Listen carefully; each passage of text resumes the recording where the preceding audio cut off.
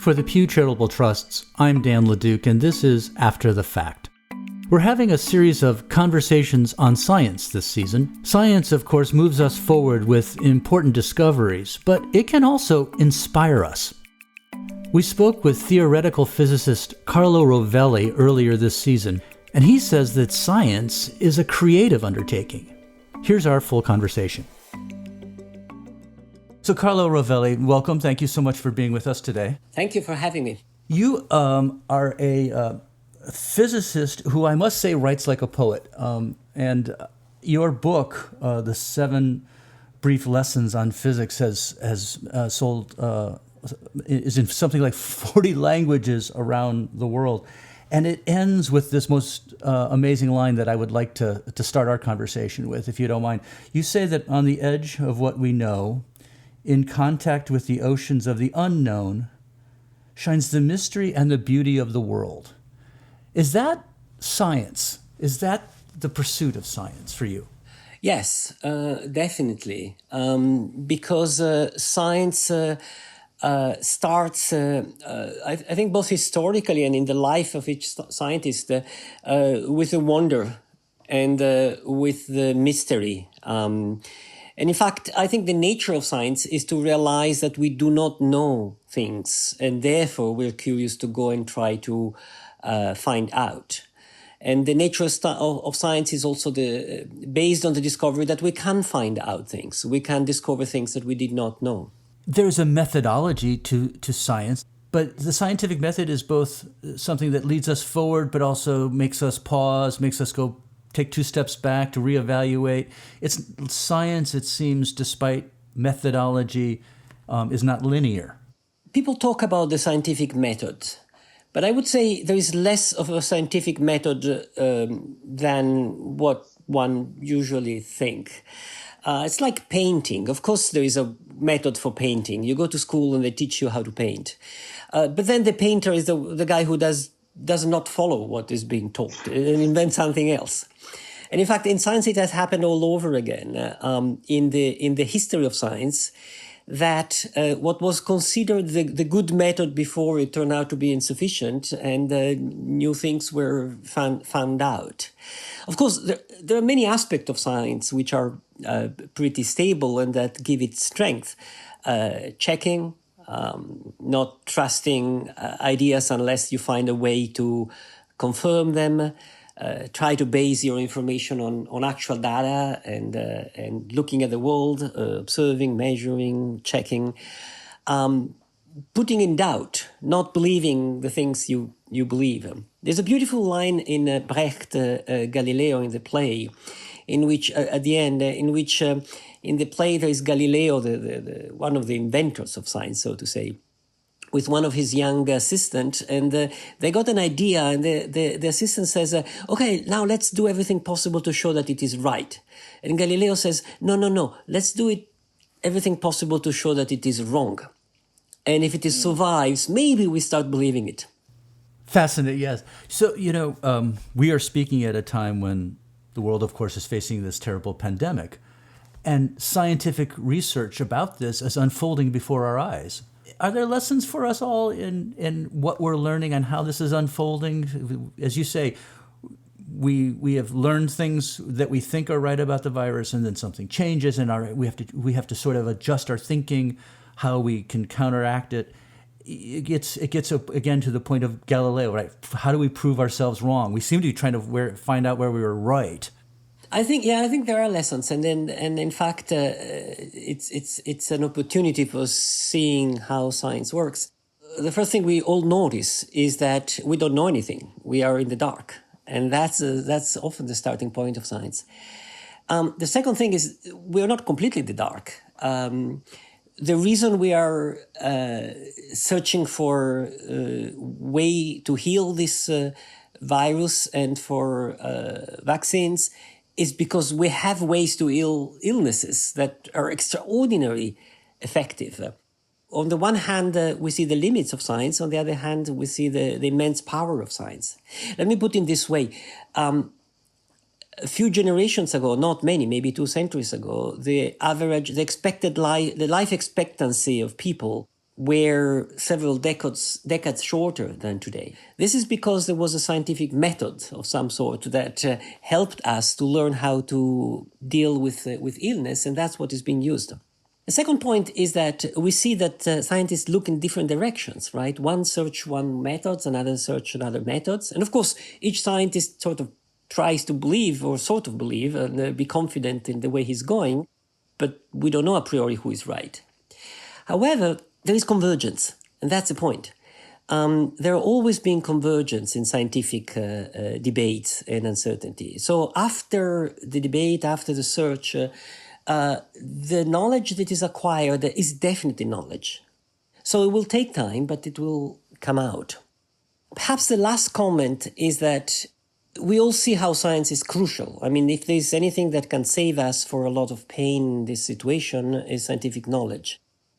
I chose science as my as the field where I hope I can, in full humility and in my little being small, contribute to the overall discussion. But I have not chosen science as the only prism from which to look at the world. I think we should use all prisms. We should look at the world through literature, through art, through politics, through our beliefs. So I think it's a coming together of perspectives. I went into science later in my life, to come directly to your question. Only at some point I stumbled, in a sense, upon science, and I fell in love with science. It was not a rational choice, it was an emotional choice. I started to study at school modern physics, relativity, quantum mechanics, Einstein, all that. And I said, wow, this is incredibly beautiful. I wanna work on this. And then I realized that I was good in it. And so I said, okay, this is what I want to do in my life. Tell me about the beauty that you see in it. Because I confess that I sometimes wonder if how we educate young people in science doesn't include enough about the beauty and the philosophy and the mystery that you write about and have been talking about. And it's all right down to, well, here's how molecules are formed. And I wonder if we engaged young people earlier in their science education with these notions of beauty and mystery, and would we even have, who knows, maybe more scientists and more creative scientists? Yeah, probably yes. We certainly do a lot of mistakes in the way we teach science. The secret, I think, is to find teachers that are passionate about it, and then everything follows, because everybody has its own way of learning. But learning is not a matter of mechanical passing information from one book to a head or from one head to another. Learning is about, it's a personal relation in which the kid gets excited about something and absorbs something and absorbs the passion about something. And that's how I think good teaching works. So if we want to do better schools, I think we have to give more importance to our teachers. That's essentially what we need, especially the teacher in kids' school. We should invest in basic education, I believe. It's silly to teach physics by saying, the world is made by molecules and, one molecule of oxygen and two molecules of hydrogen is water. Who cares? I mean, that's not interesting. It's a marvel, of looking at a glass of water and nothing is happening, and then slowly realizing that we have great evidence to see that all sorts of things is happening there. There's millions of little things running at incredible speed and jumping around, and when the water is warmer, they're going faster. And so suddenly we see the world with different eyes. And we see that beyond the appearances, there are more to be learned. And that's what is beautiful. I think that there is enormous beauty in science. In fact, something like Copernicus' discovery that we are sitting on a spinning rock. And when you look at the sunset, you can actually think and feel that it's not the sun going down. You're sitting on this rock which is moving. You're moving backward with your... it just changes your view of the world. And that is science at its best, when it gives you new eyes for looking at the world, in my opinion. Do you remember this moment in your life where you said, yes, this is how I'm going to live my life. This is what I'm going to do. And what was that like? Yes, I remember it distinctively. In fact, it has remained, or maybe it's a fake memory, but I have this completely clear memory. It was late. I was in the second half of my 20s, I believe. I would read enormously. I was interested in everything. I was traveling a lot. And then I had just studied some physics and being fascinated by it. And I had a meeting with some friends. The Italian school is very little competitive. So you don't know if you're good or bad, in a sense. And I like this non-competitional aspect of the Italian education. But talking with my friends, I realized that I was the one teaching, explaining them constantly. I realized that this was going on over and over again. So I had this moment. I said, wait a minute, I'm good at this. It's fantastic. And it's revolutionary. That's what got me.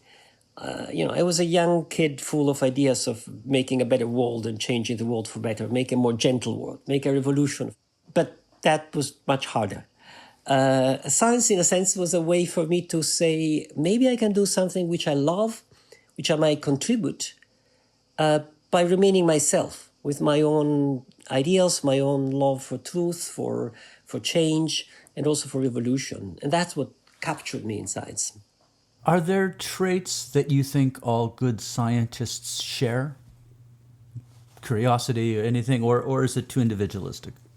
To be a good scientist, you have to be sufficiently intelligent. You have to have an enormous desire to work a lot, work hard. Because it's one of these things that it works if you do it hours and hours a day. But then I am surprised by how different are scientists from one another. I am more, how would I say, Italian. There are scientists which are completely opposite of me, who are focused on a single thing. They're totally methodical, concentrated on doing calculations, and they don't care about the large picture. I am fascinated by the large picture. I'm fascinated by the imagination, by the creativity in science. There are scientists who are incredibly gentle persons, and they are jerks that I don't I don't wish anybody to meet. So scientists are all kind, of course, because it's a big enterprise that requires different skills also. So everybody contributes in his own way, so to say. But you are especially known in the scientific community for your ability to relate science to those of us who are non-scientists, to help us understand it better. And you have spoken about the value of that. How would you rate sort of the scientific community's ability to communicate right now? Is there vast need for improvement? Are you seeing improvement? And the value of that, so that we all better understand what you and your colleagues do? I've started writing popular books late, in my 50s, I guess, a little bit by chance. And I've done it my own way, and it has worked. And the reason is that I don't care about details. Imagine you want to write a book about, I don't know, butterflies. You can write a 900-page book because you love butterflies, with every single detail of every single butterfly of the world, which is fine. Which your friends who like butterflies will love it. But the majority of people will just, turn away. Or you can write a short thing saying, look, these are beautiful, incredible things. Look how beautiful it is, and show the beauty of some butterfly. And I'm of the second kind. And I think that it can be done with science because it's like music, right? We don't have to be musicians to appreciate music. And often what matters, it's just the core. I mentioned Copernicus before. Copernicus discovered that the Earth is not the center of the world and is not sitting there still with the world turning around it. The Earth is a spinning rock that turns on itself and goes around the sun. It can be said in one sentence. I just did. But if you look at the book of Copernicus, it's a horrendously complicated book full of details, equations, derivations, observations, data. That's needed. Of course, it's needed, because otherwise he wouldn't have convinced the humanity that he was right, and he did. But once this is digested, you can tell people, look, the Earth is a spinning rock, and you're sitting on it and moving very fast, and that's it. I mean, you spoke eloquently about music and literature. We can talk about philosophy and law. All of those things interest some of us to varying degrees. Would you hope that we would want to be more interested in science? Is there something special about science in relation to these other disciplines? Because it does offer a very important view of the world. It relates to seemingly everything, our health, the environment, everything. Should people care more about science? I have two answers, different.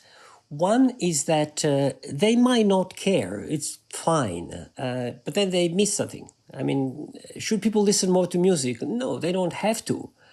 But they miss a lot if they do a life totally unmusical without any music. So I think people are free not to pay attention to science, but they miss something beautiful about the world. That's one answer. The second answer, which is more to your question, the second answer is science is to some extent the knowledge we have about the world, what we actually know about the world. And if we ignore it, we are effectively ignorant, and that leads us to make mistakes. So I think science, once it's established, is trustable, is reliable, and we should learn to not ignore it. And more important, to not trust the people who ignore it, because that's somehow the danger for society. Also in your book, you write this lovely sentence: "We are like an only child who, in growing up, realizes the world does not revolve only around himself. He must learn to be among others." That seems to me, a view of science that talks about our common humanity and how we learn about each other. Is that what you were trying to get at there? Oh, yes, definitely. It has happened repeatedly, and it's still happening right now. In our ancient time, as humanity thought that we were the center of the universe. We were completely different from the other animals and plants, and more even that we were sort of special in reality, something separated from the rest of reality. And then we have learned that we live on a little planet in one totally irrelevant sun among millions and billions of other suns in a galaxy among billions of other galaxies, and that our entire functioning is structured by the same natural processes that structure the rest of nature. And I think this tells a lot about us. It's important. It changes in depth our view of ourselves, and to me, in a very comforting way. I like to say that we're not strangers in nature. We are home in nature. I feel that discovering that we are part of nature make me more peaceful with myself, but also I feel that this discovery is teaching to all of us that we don't exist individually. We exist as part of a network, both individually, a network of humanity, and humanity as a part of network in biology and as part of the larger aspect of things. And this is important because one of the major crises humanity is facing, probably much bigger than the current epidemics, is ecological crisis in the larger sense, the heating of the planet and the collapsing of the species. So we have to obviously to take care of that, and we have to take care of that collectively. And we do that by realizing not that we are a sort of powerful thing outside nature, but we're part of nature, and we have to find the best way to interact with it. So I think what you're saying, though, is science is going to be perhaps one of the most important guides for us in saving the world in the coming years. I mean, we do face some enormous challenges. Is science up to that task right now? Science is a tool that we have, and we should not mistake a tool with our ideology or our objective. Science is not an ideology or a set of values of objective. The value that we have don't come from science, come from ourselves, from inside ourselves. We want to live because we want to live. We want to survive because we want to survive. We want humanity to survive because we want it to survive. And then we look for tools. And science today is by far the best tool we have to do stuff. I mean, if you want to go to the moon, you ask a scientist. If you want to heal a person with pneumonia, you ask a scientist. If you want to build a bridge, you ask a scientist. Or you ask somebody who is not a scientist, but who relies on knowledge that were developed by scientists. I think we should be guided by a discussion among us on moral and political values. But then we should be careful to what scientists say, because they are, raising red flags, and we should listen to the solution that they can offer, knowing that they are not necessarily complete solution. It's the best we have so far. Carlo Rovelli, thank you so much. This has been a fascinating conversation. Thank you very much. We'll be sharing some more of these in-depth conversations from this season. Next up is our talk with the former director of the National Science Foundation, France Cordova, who was also the youngest person and the first woman to be NASA's chief scientist. Thanks for listening. For the Pew Charitable Trusts, I'm Dan LeDuc, and this is After the Fact.